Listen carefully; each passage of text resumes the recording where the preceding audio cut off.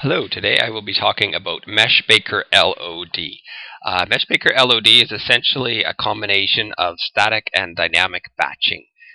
It's a re-implementation using MeshBaker. It works in the indie version. Exactly what does this do? We'll take a look at this scene. It's a big outdoor scene. There's a lot of houses. There's a lot of trees. The houses have furniture inside. There's cups, chairs, tables. So there's a lot of vertices, a lot of meshes in this scene. If I run around looking at the draw calls, 300, 350, as we move around 100, dips down up to 400. So 500. So there's a lot of draw calls. Vertices being sent to the graphics card 351,000.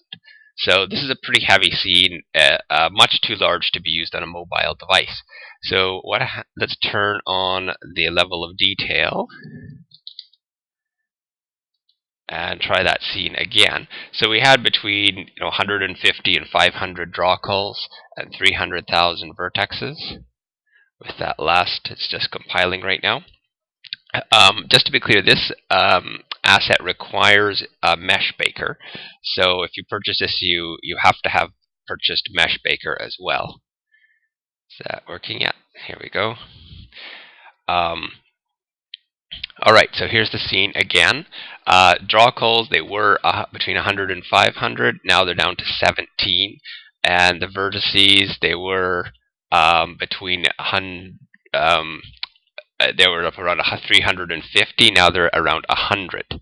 So as I run around the scene, draw calls 15, 16, 18, 14, vertices 90,000, 120,000, 100,000. So as you can see, it's about a 70% reduction in vertices being sent to the graphics card, and about a 95% reduction in the draw calls. Okay, so and there's a few other benefits. Unlike Unity has static batching and dynamic batching, and it also has LOD. But these static batching is done at build time, and whereas this is all done at runtime. So you can use procedural content. Unity static batching doesn't affect LODs, whereas this one does. So let's have a pop over to the scene, and I'll show you what's happening here. So if we zoom out a bit, so the scene has been divided into clusters. Each white box that you see in this is a cluster, and all the meshes in each cluster have been baked together. So if I click on one of these, zoom in and get a tree. So these 7 meshes represent all the trees in that cluster, and they're all been baked together. So there's probably about 100 meshes there, so they've been reduced to 7. So you might wonder, well, why isn't it just one big mesh? Well, the trees might be too big for the one big mesh, or you can actually set the maximum number of vertices per mesh. So I think it's set to 12,000 per mesh. Why wasn't that set to 64,000? Because 64,000 meshes are pretty big to swap meshes in and out of regularly. They take a long time to bake. So I think I've set it to 12,000, and that works a lot better on mobile devices. Baking a 64,000 vert mesh on a mobile device will cause stuttering. So, and these are all those house meshes with all the furniture and stuff inside have been baked into 3 meshes. So as you can see, the MeshBaker works by combining meshes, and it also swaps LOD meshes in and out of those meshes. So if we look at these trees, actually first let's find the camera. So there's the camera. So if I look on the trees close to the camera, they're quite high level of detail meshes.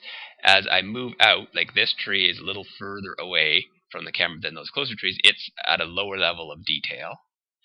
And these trees way out here are at the lowest level of detail. If I click on those, you can see that those are a much lower level of detail. And as the camera moves, okay, where's my camera again? As the camera moves closer and further away from these meshes, you'll see the level of detail change. So let's see if you can see this happening. Yeah, it doesn't work very well. In the next tutorial, you'll be able to see more clearly as I move the camera. Oh, I haven't removed. Oh, it brings me down. Oh no, I can pop back here. So if I move the camera here, I don't know if you'll be able to see this in the video, but the level of detail of these meshes is changing, although I don't think it's showing up because they look so similar. Anyway, just to summarize, so a meshmaker LOD, it's like static batching and LOD combined, only better. LOD meshes are combined, unlike the LOD with Unity. You can combine non-static and procedurally generated content. All of that happens at runtime. You can combine skin meshes. I'll show that in a sec. And you can combine meshes that use different materials because this is Meshmaker. Okay, so let me also show you an example of combining skinned meshes into a mob. So I'm going to pop over to this scene. So here we've got a plane, and it's hard to see from a distance, but there's about 100, about 95 skinned meshes on the plane. So they're all, oops, let's turn the LOD off for a moment. LOD is full.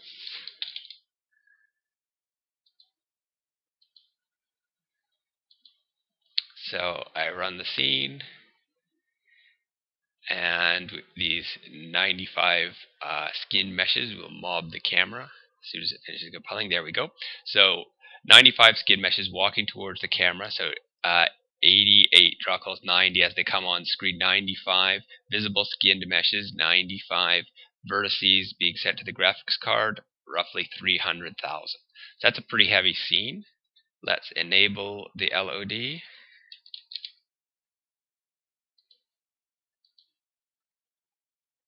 And run the scene again.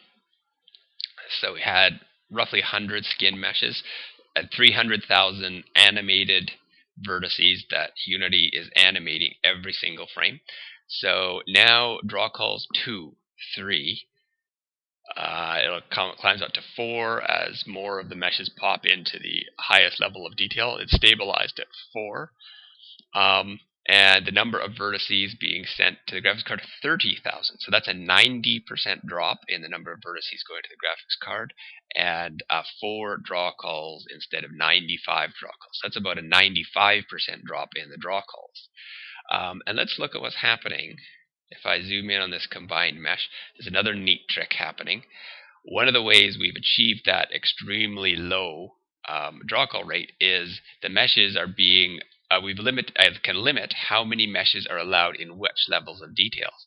So I've said there can only be 5 meshes in the highest level of detail and 10 meshes in the second highest level of detail, and everything else is being forced into the third level of detail, which is this sort of funny lollipop with no bones at all. Very, very simple. I think there's only about 20 vertices in each of those meshes.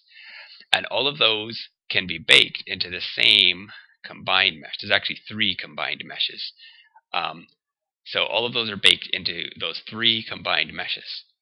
And Meshmaker LOD is smart enough to make the LODs that are close, or the meshes that are closest to the camera, to the highest level of detail meshes. And if we look in the game view, you don't really notice those lollipop meshes in the background because they're obscured by the high level of detail meshes that are in the front. But notice, like, this guy is at a slightly less high level of detail than the guy right in front of us. So this makes it possible to have, hundreds, possibly even thousands of skinned meshes mobbing your camera, and it's relatively quick and easy to set up. So that's it for this demo tutorial. The next tutorial, I'm going to show you how it's actually used and how you would go about setting up these meshes. Thank you very much. Okay.